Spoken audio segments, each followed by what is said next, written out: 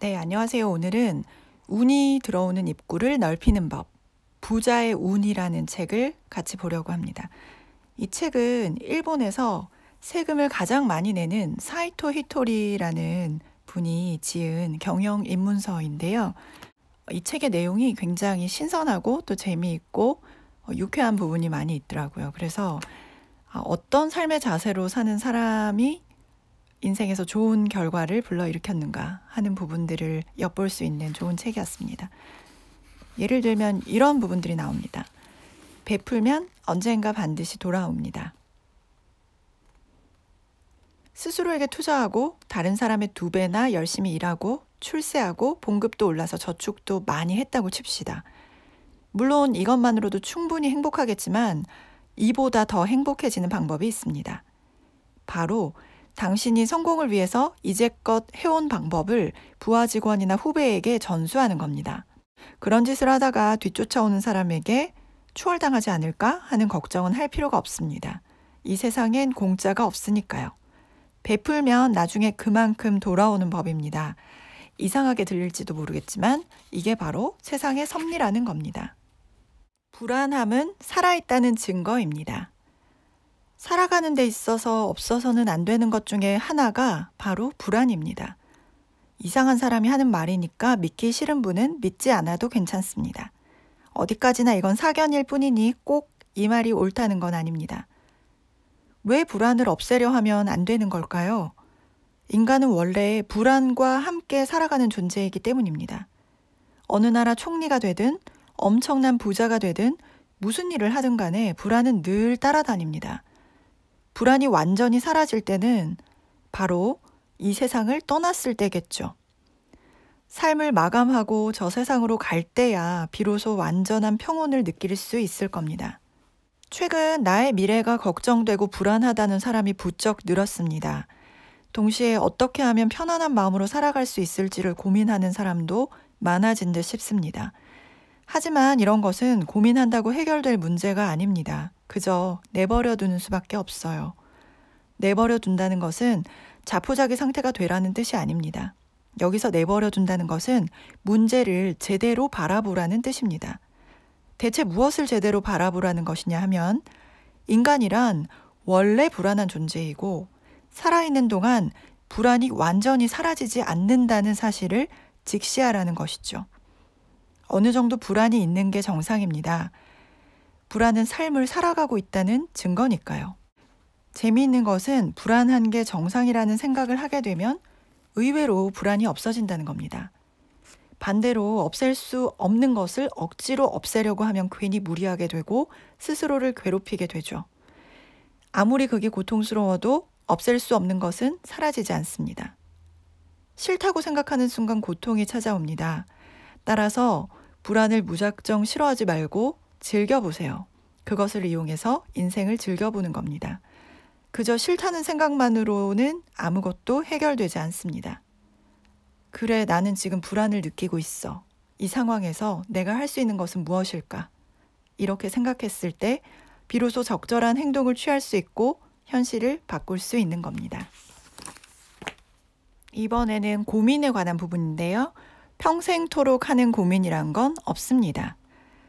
사람이 살다 보면 이런저런 일을 겪게 됩니다. 즐거운 일도 있지만 때론 괴로운 일도 있죠. 여러분 중에는 지금도 고민거리가 한가득인 분도 있을 겁니다. 그런데 고민이란 건 과연 뭘까요? 각자 나름대로 정의가 있겠지만 제가 생각하는 고민의 정의는 자기의 힘으로는 어떻게 해볼 수 없는 문제입니다. 어떻게든 해결할 수 있다면 벌써 행동으로 옮겼을 테니 고민거리로 남지 않겠죠. 어떻게 해볼 수 없으니까 고민하게 되는 겁니다. 그런데 생각해 보세요. 평생토록 하게 되는 고민이란 게 있나요? 그렇진 않습니다. 여러분께 질문을 하나 하겠는데 1년 전 오늘 자신이 어떤 일로 고민했었는지 기억하고 있습니까? 2년 전의 고민은 기억하나요? 따라서 지금 당신이 하고 있는 고민도 1년 뒤에는 분명히 사라집니다. 왜 그런 것일까요? 고민이라는 것은 자기 멋대로 사라지는 것이기 때문입니다. 자기가 어떤 행동을 취해서 고민이 사라졌다기보다는 그저 자연스럽게 사라진 겁니다. 시간이 해결해 준 것이죠. 즉, 시계의 침이 돌아가면서 고민도 서서히 없어진 셈입니다. 다시 말해서 시간은 당신 편입니다. 그저 시간에 맡기세요. 시계가 돌아가는 소리를 들으면서 아, 시간이 내 편을 들어주는구나 라고 생각하는 걸로 충분합니다. 이렇게 생각하는 것만으로도 마음이 한결 가벼워집니다. 손 쓸 수 없는 문제로 고민하지 마세요. 철학이란 자기가 행복해지고 흘러넘치는 행복을 남에게도 베풀 수 있을 때 비로소 진가를 발휘하는 것이 아닐까요? 그리고 저는 철학의 목적은 혼자서 해결할 수 있는 것은 스스로 해결하는 그런 인간을 만드는 데 있다고 생각합니다. 도저히 손을 쓸 수 없는 문제에 대해서는 어떻게 하면 좋을까요? 더 이상 고민하지 않으면 됩니다. 자꾸 고민하니까 괴로운 겁니다. 고민하지 마세요. 그러면 괴롭지 않습니다. 그리고 여기에는 철학이 필요합니다. 제 말을 오해하면 안 되는 것이 철학이 무조건 현실 도피의 수단이 되어야 한다는 건 아닙니다. 자신이 해결할 수 있는 문제는 다 해결하고 난 다음에 현실을 직시하자는 겁니다. 저는 이러한 철학을 가진다면 어떤 분야에서든 성공할 수 있다고 생각합니다. 사업할 때도 마찬가지입니다. 아무리 불황이 닥쳐도 어떤 상황에 부닥치든 행복하게 생각하자 하는 마음가짐을 갖는다면 고객을 즐겁게 만들 수 있습니다. 늘 긍정적으로 생각할 수 있다면 비록 뒷골목에 조그만 가게를 열었다고 해도 뒷골목만이 풍길 수 있는 분위기를 활용해서 고객을 끌어모아보자 라는 생각을 하게 될 것이고 장소를 100% 활용할 수 있는 지혜도 떠올리게 될 것입니다. 그런데 같은 상황에서 가게 위치가 좋지 않으니까 손님이 안 오는 거야 라고 탄식만 하고 있다면 이런 지혜는 결코 떠오르지 않겠죠. 설사 다른 곳으로 장소를 옮긴다고 해도 상황이 좋아질 리는 없을 테고요. 그래서 저는 사업에 있어서도 철학을 중시합니다. 그리고 앞으로도 철학을 계속해서 강조할 생각입니다. 시련은 나를 성장시키기 위해서 하늘이 준 기회입니다. 운이 좋은 사람에겐 곤경에 처할 일이 없습니다. 하지만 아무리 운이 좋은 사람이라고 해도 살다 보면 어떤 문제가 생기기 마련이죠. 이런 경우 대부분 곤란하다고 생각합니다. 하지만 저는 그렇게 생각하지 않습니다. 문제가 발생했다는 것은 자신을 한 단계 성장시켜주기 위해 하늘이 기회를 주었음을 뜻하니까요. 귀인에겐 정이 없다라는 말이 있습니다. 무슨 뜻인가 하면 고생을 해보지 못한 사람은 정이 없다는 의미입니다. 예전에 프랑스에 마리 앙뚜아네트라는 왕비가 있었죠. 이 왕비는 백성들이 먹을 게 없어서 아우성을 치자 빵이 없으면 케이크를 먹으면 되잖아 라고 말했다고 합니다. 많은 사람들이 이를 두고 매정하다고 여기지만 마리 앙뚜아네트는 끼니를 굶어본 적이 없기 때문에 국민들의 고통을 이해할 수 없었던 겁니다.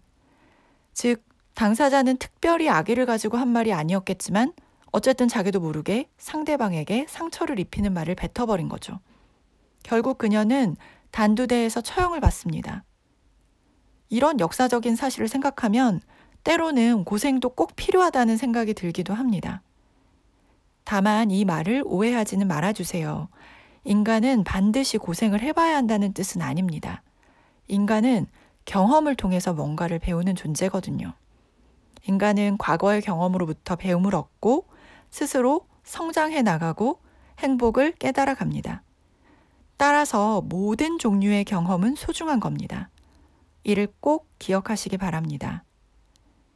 자신이 직접 행동하고 문제가 생기면 그로부터 배우고 스스로를 개선시키고 다시 체험을 통해서 배우는 과정을 반복하다 보면 곤란한 일은 생기지 않는다라는 말의 뜻을 분명히 이해하는 날이 올 겁니다.